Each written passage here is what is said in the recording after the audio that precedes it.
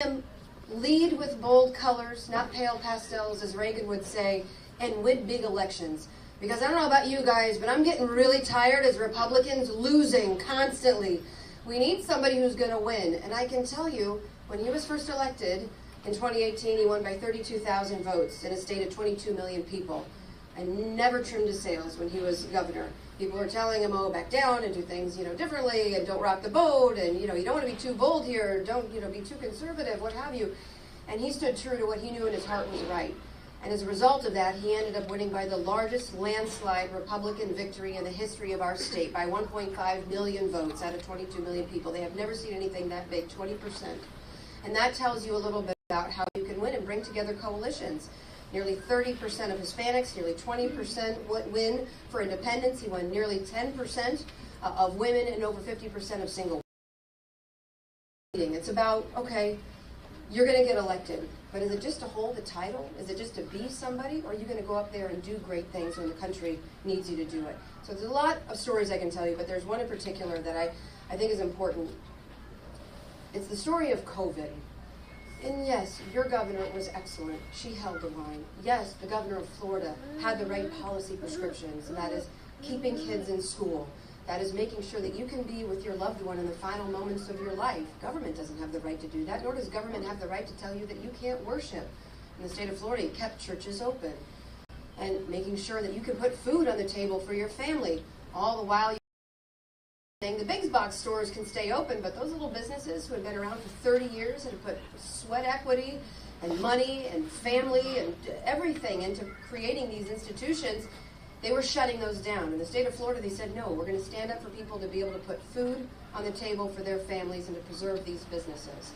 And then to make sure that you had the choice not to mandate a COVID mRNA jab or to mandate.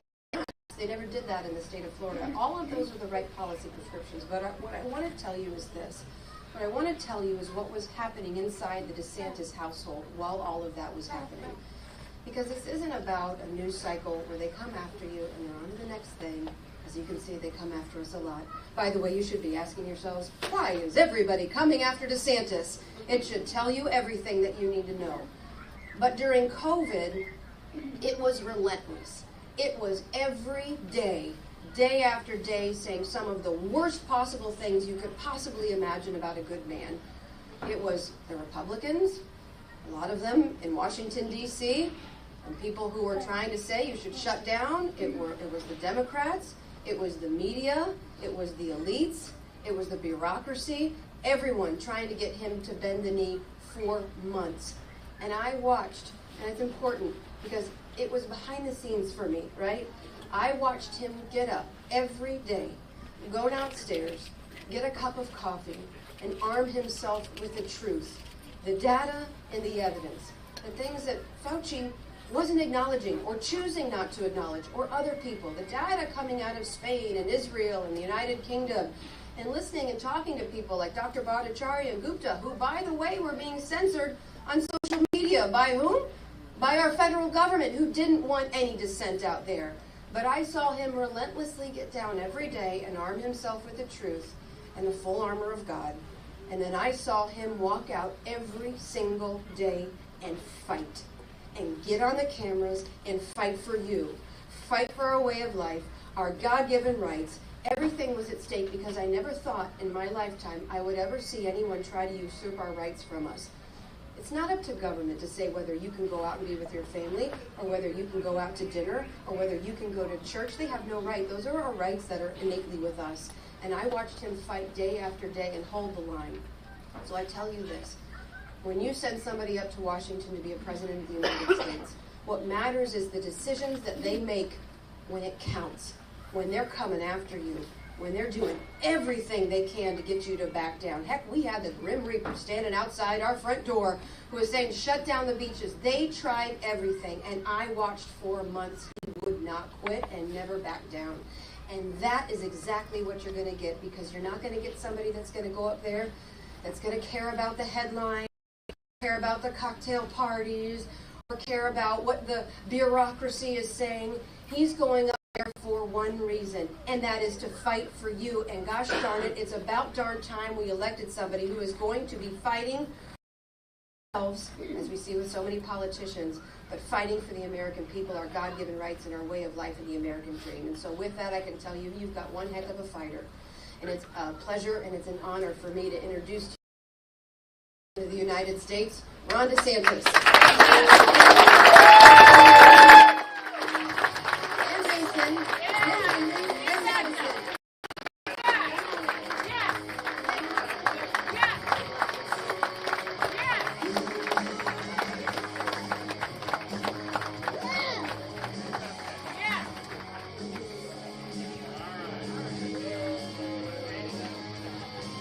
God bless us.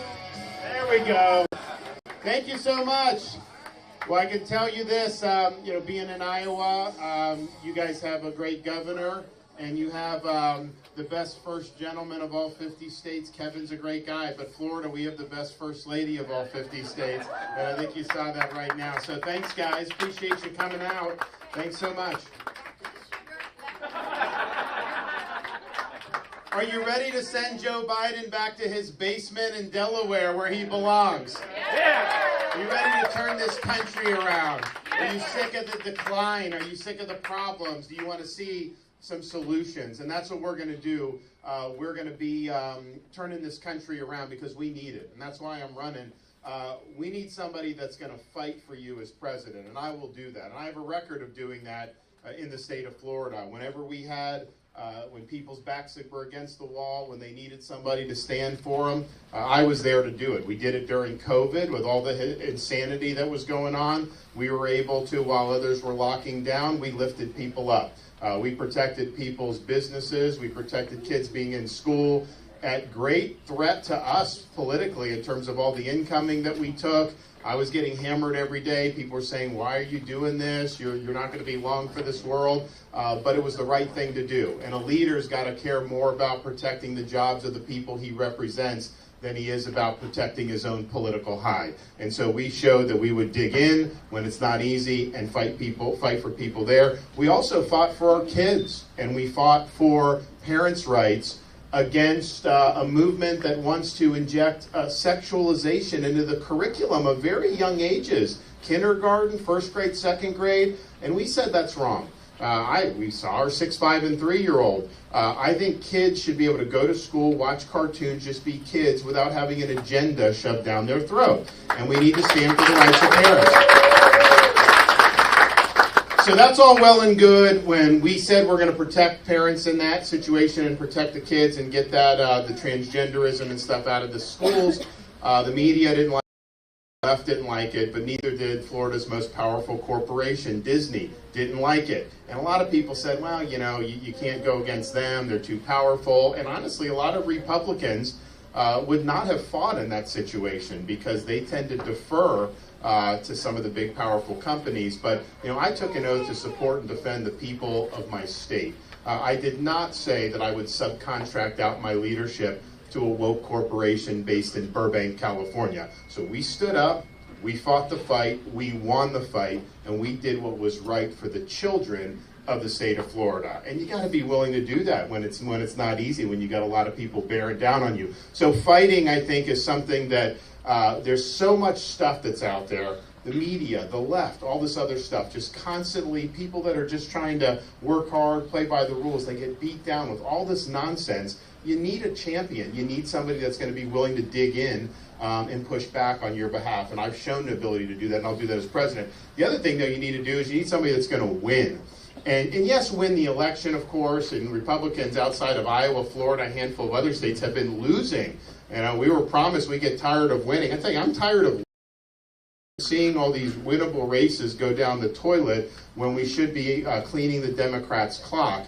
And yes, in Florida, we were able to, in our re-election, take a state that had always been decided by 1 point. It's one of the closely divided states in the country, and we were able to win the greatest Republican victory in the entire history of Florida, 1.5 million vote margin, 20 percentage points, and even winning urban areas like Miami and Palm Beach, which nobody thought was possible for a Republican. And we didn't do that by contorting ourselves into a pretzel, trying to put our finger in the wind. We did that by leading unapologetically, by being bold, by standing for the truth and by delivering results. So that is definitely part of it. But I think an even bigger part of it is winning these battles on all these different issues. You can have good campaign slogans, but you got to actually deliver and get it done. And in Florida, I can tell you, I'm the only candidate running for president, I can say this. In Florida, we came through with 100% of our promises.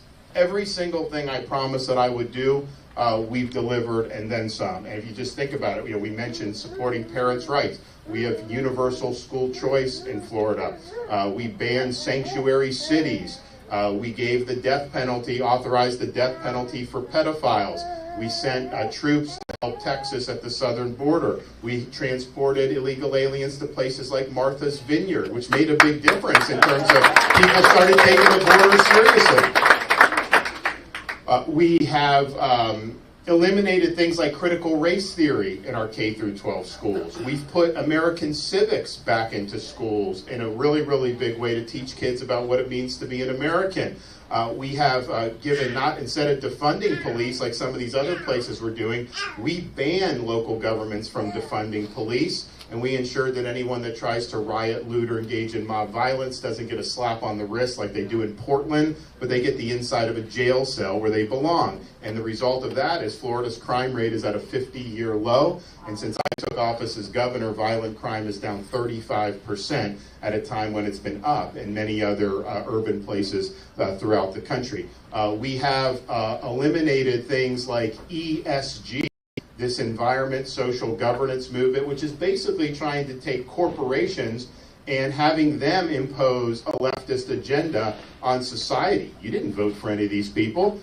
You can't vote them out of their positions, and yet they want to change society. They want to change policy, and they use things like pension funds and other things. So we kneecap that. We got it out of our pension fund. This asset manager, BlackRock, that's really leading the charge on this. They were managing $2 billion in Florida. We took the $2 billion away from BlackRock because we don't want our stuff to be manipulated. We ban things like social credit scores. We don't let the rating agencies use ESG when they're rating state and municipal bonds. And because Florida is such a big state, that's had a big impact nationwide in terms of this movement. But here's the thing. My job is to protect your freedom. And yes, that means vis-a-vis government, of course. You got to keep government in bounds. You got to hold government accountable if it gets out of bounds. But if these companies are colluding to erode freedom, you can't just put your head in the sand and act like that's all hunky-dory. You've got to be willing to stand up and combat that as well. So we've been able to do that in a really, really big way. We've also eliminated this so-called DE&I from our public university system. They say it's diversity, equity, and inclusion, but it's really ideology, and the way it's practiced is discrimination, exclusion, and indoctrination. And that has no place in our public institutions with your tax dollars. We've also done things with higher education to say, especially on these state universities, if you're funding it with tax dollars, they should not be indoctrination centers. They should be focusing on the classical mission of a university, the pursuit of truth, preparing the students to be citizens of this republic. So in Florida, we now have all tenured professors must undergo review every 5 years and can be let go for poor performance.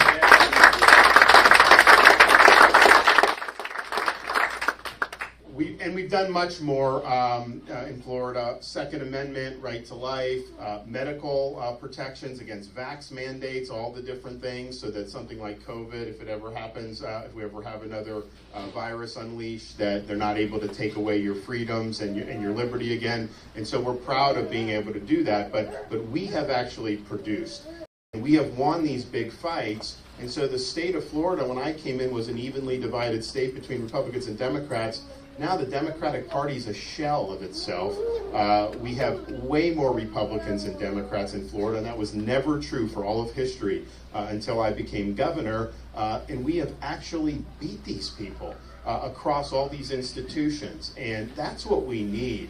Otherwise, we're just going to be resigned to the managed decline of this country, and that is not going to work. Final thing you need somebody that's going to be willing to lead. And leadership is not entertainment. It's not about the show. It's not about generating clicks. It's about setting forth a vision and executing on that vision when it's not easy. When the wind's at your back, it's easy. You can be, that's just being a front runner. You can go out there and do that. Now the question is, we know the direction we need to take this country. There's going to be a lot of people that don't want to see that happen. Are you going to be somebody that's going to have the fortitude and the skill to be able to push through that and get the job done? And we show that we can do that in Florida, and we will do that as President of the United States. I mean, one example of this, you see, you hang the poop off the streets in San Francisco. That's like the only thing that's made them do that. So they do this massive cleaning. You don't know that there's all the drugs and defecation and homeless and all that. And they're doing this, and they're basically just like serenading this dictator. And you see there was a lot of corporate CEOs. They gave him like a hero's welcome for American CEOs. You think so, but we know that China is an adversary. We know it's not in this country's interest to be economically dependent on China. We know that we have to have a stronger military so we can deter their ambitions to dominate this planet.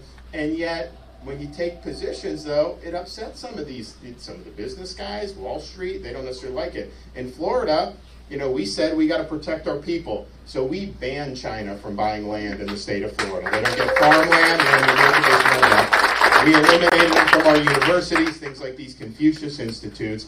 And look, there's some people that don't like that, but we got to focus on what's in the best interest of the American people, and we've got to do what's right. Another issue that we're seeing now with what's going on in Israel, and you see all this stuff on these college campuses.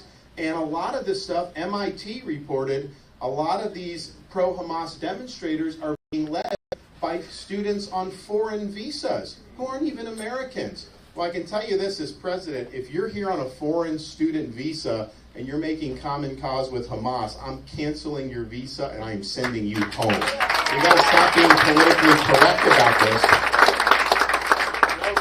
And it also raises the issue of, who's coming into this country and who's not.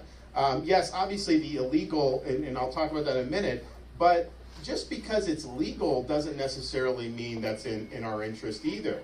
I think Europe has let in a lot of people who reject those countries' values and are not assimilating into those societies. And I think that's one of the reasons why you have all these nasty protests there and these mobs on the street. So my view in the United States is no foreigner has a right to come here. It's a privilege to be able to come here. And the people that come, you got to support the founding ideals of this country, and you have to be willing to assimilate into this country. And if you're not willing to do that, you should not be let into this country. And we've got to start doing what's best for the American people. So that's what you got to do. You got to fight for people, you got to win for us, and you got to lead this country's comeback.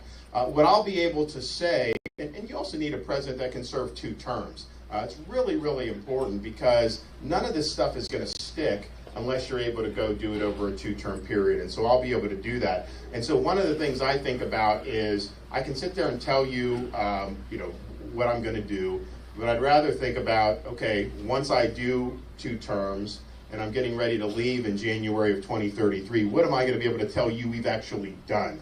I give a farewell address, so what am I going to be able to tell you that we've accomplished as Americans? We'll be able to say a few things that are very important. One, we'll be able to say that we restored the American dream in this country, that people that work hard, get the most out of their God-given ability, can get ahead again. You're not going to be held back with rising inflation, interest rates, Bidenomics, bureaucracy. Will have opened up our energy for production so that we lower gas prices and lower energy costs. We will have gotten the bureaucracy off the back. We will have fought Congress spending so much money, which has driven the inflation in the first place. Hopefully we'll have been able to work with the states to enact term limits for members of Congress and a balanced budget amendment to the Constitution, because we need that. But it'll be a new day, and people will have more opportunity than previous generations. Second, we're going to be able to say we restored the sovereignty of this country. Mexican drug cartels controlling our southern border. You're not going to have people pouring in illegally. We're not going to have fentanyl pouring in. We will have constructed a border wall, and we will have held the drug cartels accountable for the carnage that they're causing in this country. We are losing 10 people every year because of fentanyl overdoses that is coming through the southern border. It's affecting every community in this country, and it's not just for people that are addicted to drugs. They lace other things with it. Sometimes people take something that they don't even think would be harmful. If it's like, can die just on one pill that has fentanyl into it. So we not only have we don't only have a right to respond to the drug cartels, we have a responsibility to defend our people. So we will have gotten that done. We'll also be able to say that our military has been revitalized. We fended off the threat posed by the Chinese Communist Party, and the 21st century is still an American century. We'll also be able to say that our school systems are dedicated to educating kids, not to indoctrinating kids, that we're protecting the rights of parents. We're getting the ideology out of the schools, and we are focusing attention on teaching kids about the Constitution and what it means to be an American. We'll also be able to report that whether you live in a red state or a blue city, criminals are held responsible for their crimes. We're not going to have let the inmates run the asylum. We'll have held accountable these left-wing prosecutors that are causing a lot of this mayhem, and every American family will have the right to raise their kids in peace and security from sea to shining sea. And then finally, we'll be able to say we've restored the Constitution to its rightful place as the center of American national life. That means a limited government that works alongside us, not an unaccountable, unlimited bureaucracy that imposes its will on us and has been weaponized against us. We will have brought a reckoning for what the federal government did during COVID-19. All those agencies, CDC, NIH, FDA, people like Fauci, need to be held accountable, and we will have held them accountable, and we'll ensure that this never happens to our country ever again. So we'll have done that and return the government to its rightful owners, which is we, the American people. If we're able to say all that, then we will be able to say that we restored America to what President Reagan called the shining city on a hill. We will have ensured that we're not the first generation of Americans to leave to our kids and grandkids in America less prosperous and less free than the one we inherited. And we will have left her stronger and freer than what we inherited. And really, that's the charge that we have. We have a responsibility to preserve what George Washington called the sacred fire of liberty. This is a fire that burned in Independence Hall in 1776 when 56 men pledged their lives, their fortunes, and their sacred honor to create a nation conceived in liberty.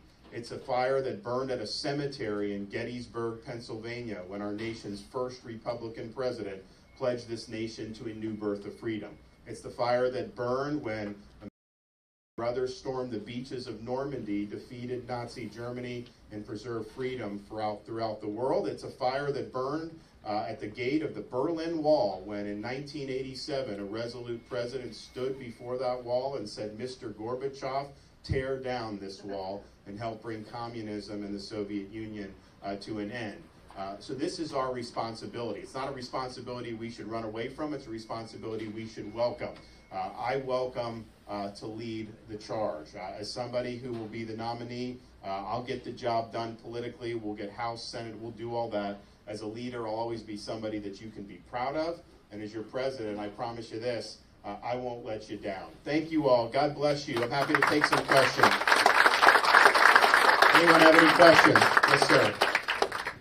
Governor, thank you very much.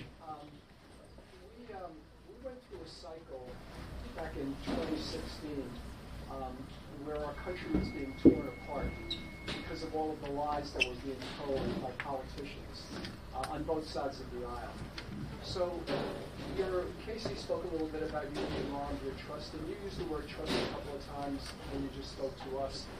What will you do to restore trust in our political system so that we don't have to be always questioning, are they really lying to us?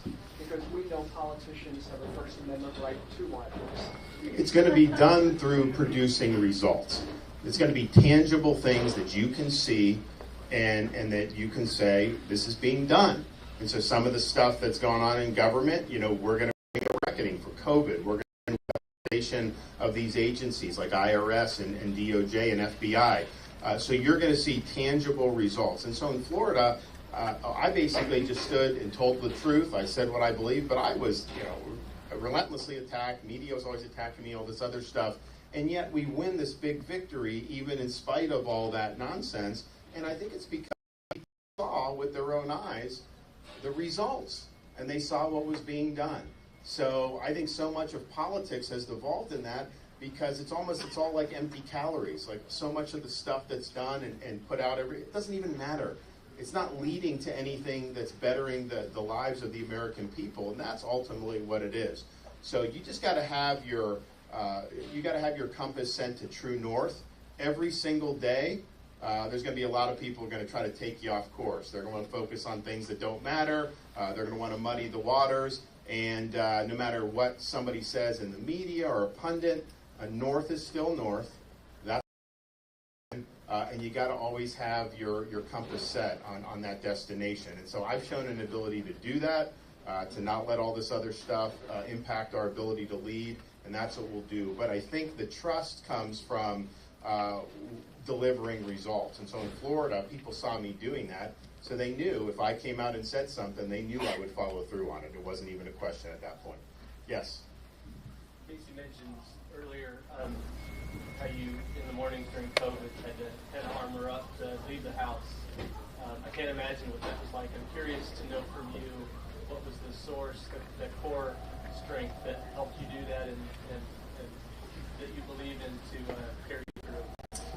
I think it's just faith in God and understanding that ultimately, there's a higher purpose to life, and all this stuff that they can throw at you. They can throw the slings and the arrows, but if you have on the full armor of God, you can get through all this stuff.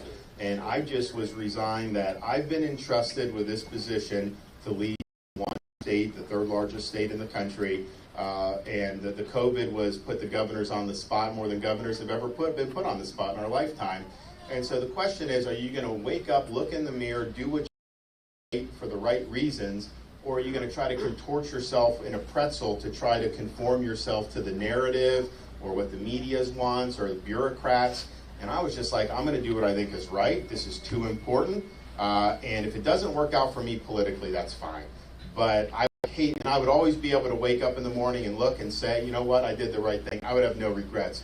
But if I trim my sails and I did things that I didn't really believe in because I was worried about much and I wanted to take the pressure off me, I would never have been able to look in the mirror and be happy, because it's just you only get one shot at this, and you got to do what's right. So my philosophy has always been, do what you think is right. Let the chips fall where they may. There's a lot of things you can't control in this world, but what you can control is, are you working your heart out to be able to deliver results for people, and are you doing what you think is right for the right reason? And that's what we did. And we were vindicated in the end. I mean, a lot of people still won't admit that, but I can just point to you. I mean, we're the fastest growing state, most net in migration, number one ranked economy, number one ranked education, 50-year low in the crime rate, and we've paid down 25% of our total state debt since I've been governor. That's obviously a successful record, and we're proud of that. Yes?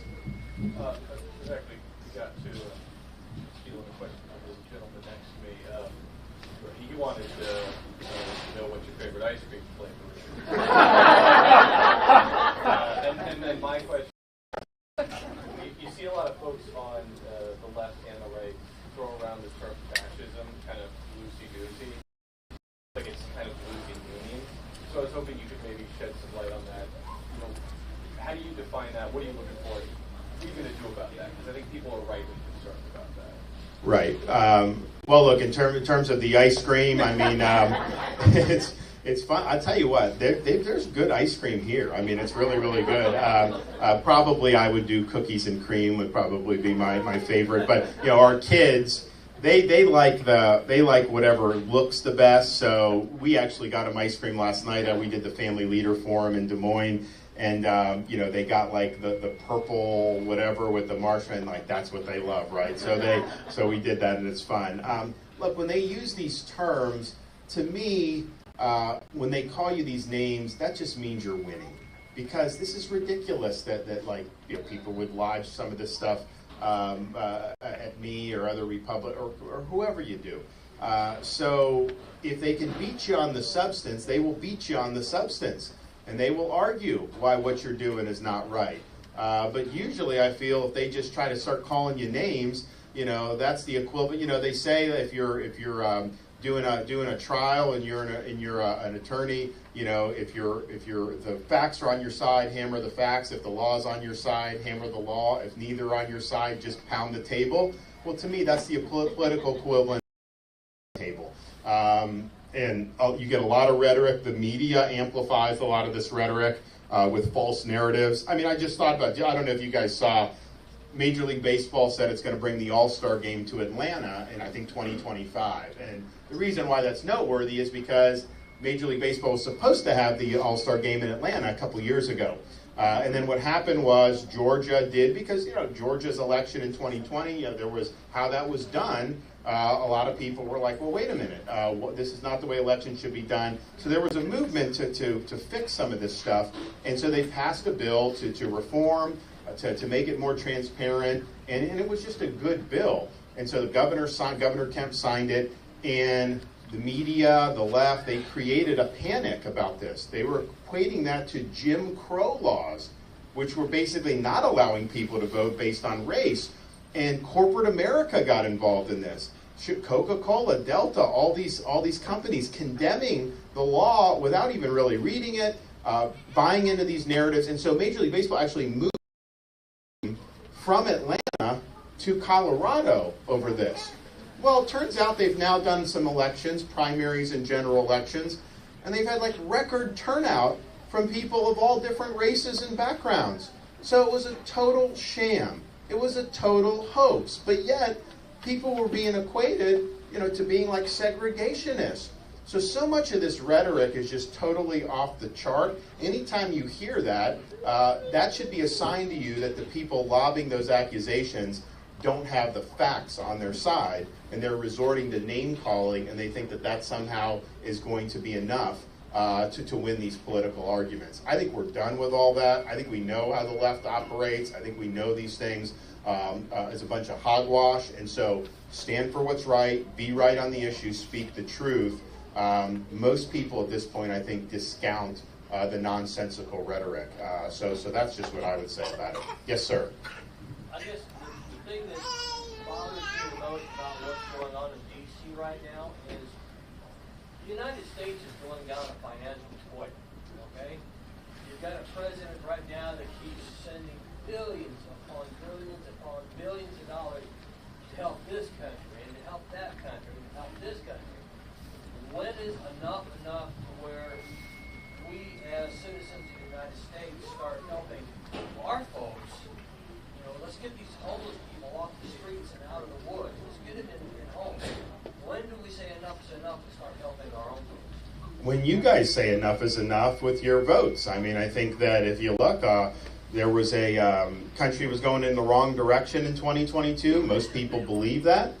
Yet a lot of these, almost everyone got returned to office. And Republicans should have been able to win a huge number of seats given the direction of the country. And I think part of that is self-inflicted wounds by the Republican Party, for sure. But what you have in D.C. is you have people that do not care about you. They care about their agenda. How else could you allow 8 million plus illegal aliens to come through our own southern border? Now, I support standing with Israel. I think they have every right to defend themselves to the hilt against Hamas. But one of the things I thought of as soon as that happened was they have some of the best border security in the world. And yet you have essentially 20 to 30 9/11s in one day based on the size of their population. Well, if Hamas can do that to Israel, you don't think people are coming across our border that mean this country harm? Of course they are. So that's happening, and yet the people in D.C., they just kind of shrug their shoulders. All the higher prices that you're paying, interest rates, all this stuff is because of what people in D.C. did. Starting with COVID, March, and it's both parties, by the way, Republicans and Democrats, starting March of 2020, they borrowed, printed, and spent trillions and trillions and trillions of dollars, and it was not the right thing to do. Of course it was going to lead to inflation. You can't just print and print without it leading to inflation. If you could, why not just print 20 trillion or 30? I mean, if that's all you needed to do, then it'd be very easy to create prosperity. So they've dug us into this mess with what they've done. The Federal Reserve as well, which has totally botched this. And so you need somebody to bring leadership to this, to focus everything on the American people and what's best for our country. But left to their own devices, what happens in D.C. Is not what the public wants. D.C. actually has done very well. So I think 5 of the 7 wealthiest counties in our country are suburbs of Washington, D.C. And that's only because of the largesse and everything that's being pushed around there. That's why that's happening. And that's just unacceptable. So you need leadership and you need to get it done. Yes, ma'am. Do you think you're going to need to get into surrounding yourself with? You talk about the and all of these other aspects about